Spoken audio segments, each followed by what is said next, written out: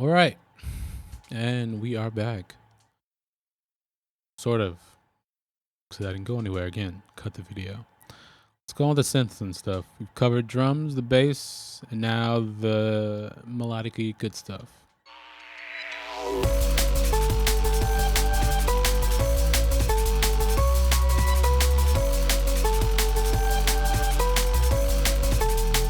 Yep. So, first things first. This sample. Just found it online.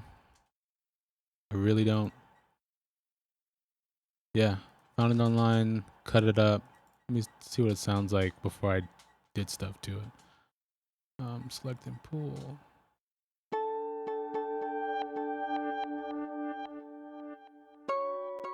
So it's kind of just like an ambient thing.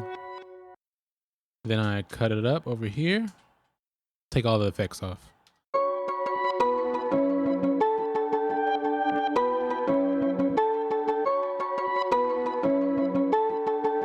And sped it up so it's in time. Somewhat. Alright. First things first. Vinyl. Really like this to make it sound older or a bit lo-fi. Yep. Guitar rig. This is just an effect for later. Because I octave it. You can see right here the automation for the pitch pedal. So all it does is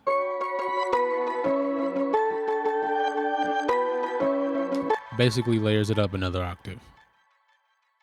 I have this plugin usually makes it wider, but I have it pulled in a little bit because that original sample was way too wide and kind of gross sounding.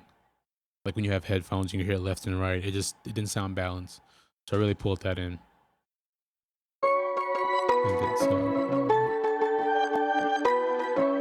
Yeah. Just focus it a little bit more. EQ.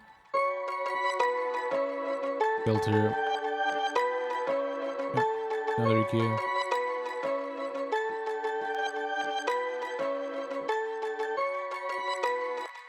Stereo expander to balance it just a bit more. It might seem counterintuitive to pull it in and then bring it back out, but because of like the way it's stacked, you have the more centered stereo image from the first plugin, and then this one kind of brings out and kind of brightens that, so it's a bit more balanced. If that makes any sense. Anyway, Touch Fattener again, why not? Beef up the sound a little bit. Filter, automated, let the low pass and the high pass. You can hear.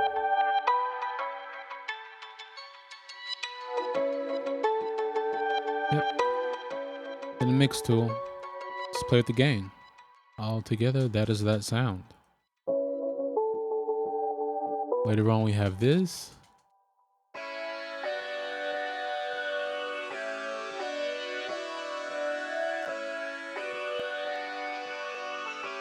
Which is from Contact, the retro machines. It might be in the Contact player, or it might be like Contact's Complete Select, which is a cheap version of like the not free version, but you know, complete. But yeah, that. Ooh, that's the. Anyway, play chords from a song I know. Yeah, EQ.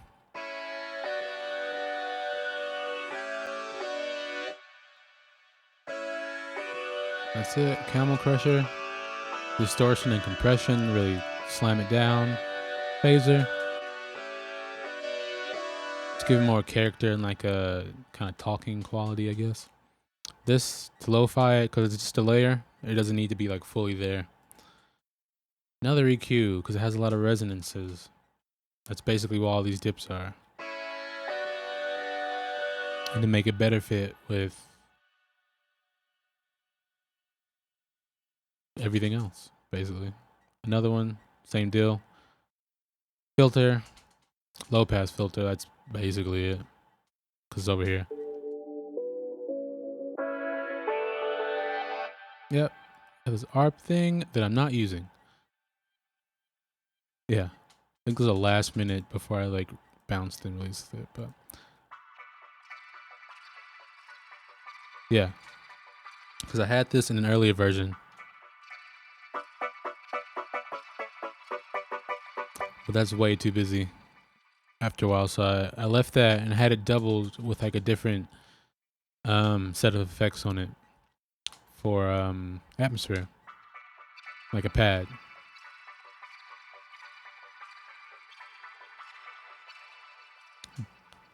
Big stack of effects. You can basically see what I'm going through. Camel Fat.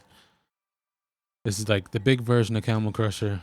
It's also not available anymore, so you basically have to illegally download it, but it's not available, so it's not really illegal anymore. You can't pay for it. Yep, lo-fi it, crush it some more. EQ to make it fit more in the mix. Guitar rig for effects. That's what gives it like the weird, I guess, like sprite quality. I don't know how to explain it, but all the colorful stuff. This pulls it in just a tad, and like even if you don't do anything and just turn this plugin on, it affects the soundstage really well, and I think it kind of balances things out. It kind of, I guess, opens it. Like it's a weird way to explain sound. Yeah, and then this just cuts all the bottom out because I don't need it.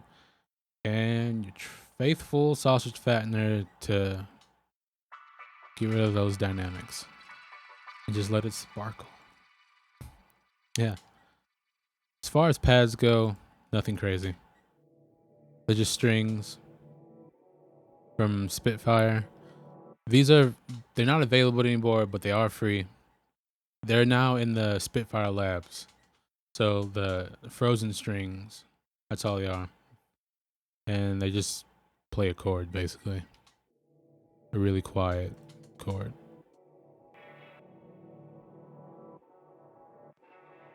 If you can even hear it. Yeah.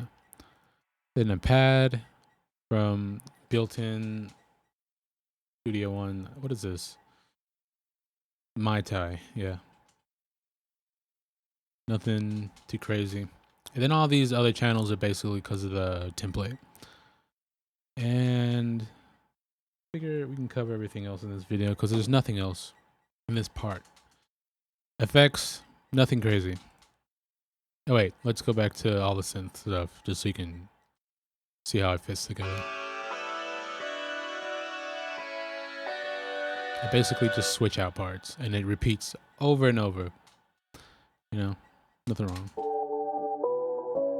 This filters in and out.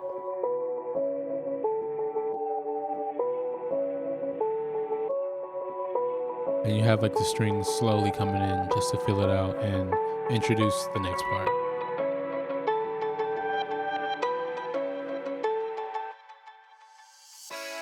Yep. All together. There you go.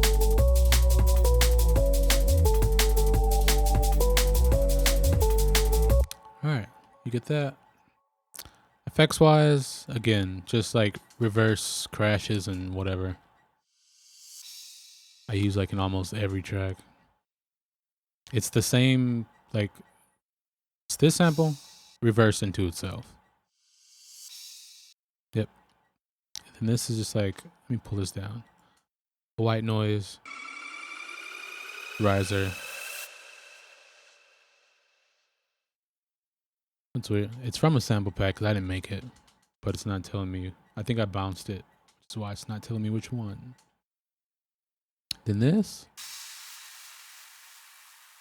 like a reverb clap sound that I've been using for years, and it just works. And that's effects. Big deal. Vocals.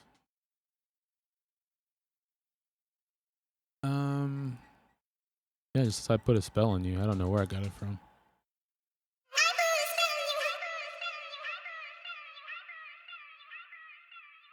Yep, I put it through Melodyne. That's what it says in the name. Yeah, Melodyne. Just to tune it a bit more. It's like the version that comes with Studio One, like the really basic one. Same thing. Just pitch down.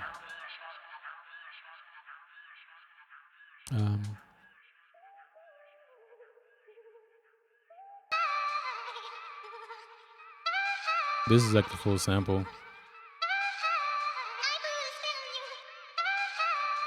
And that's just in there. It could filter in and come. It just like builds to like this cool down section to transition. There you go. That's the word. Oh, this is the build into the drop. Never mind. But yeah, still transition.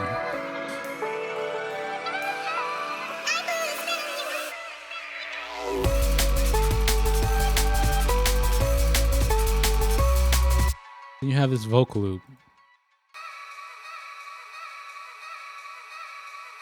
Which is just the vocal cut up.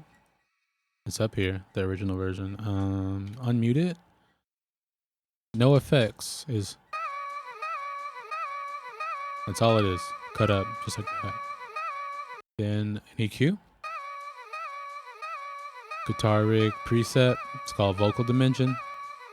Open it up a little bit. Literally just the preset. Transient master. To cut down on those transients like the initial like that. Don't want it. And to tighten it up a bit more. This comb filter plugin from Melda Productions. It's free, by the way. Gives it more of a weird like reverb preset. I think that's what it is, from reverbs and delays. So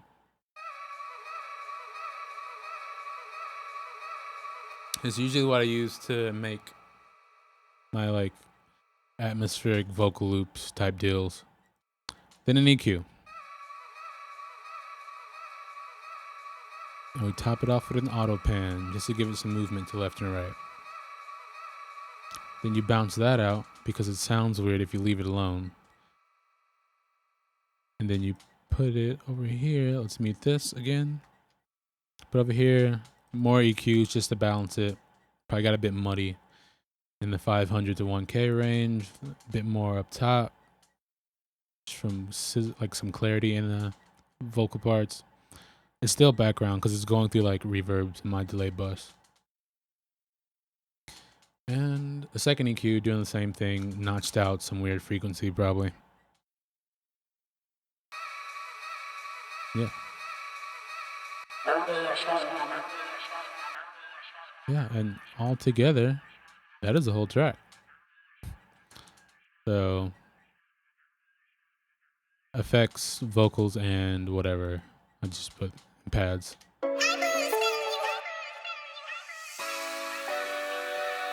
It's basically how it sounds. Bass.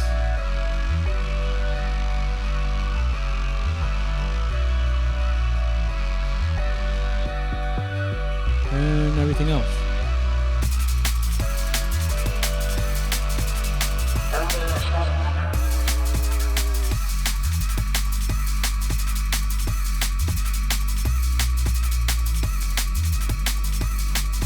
Okay, making good time. Yeah, leaving it there. One second. Go to work. Yeah, that is basically the whole tune.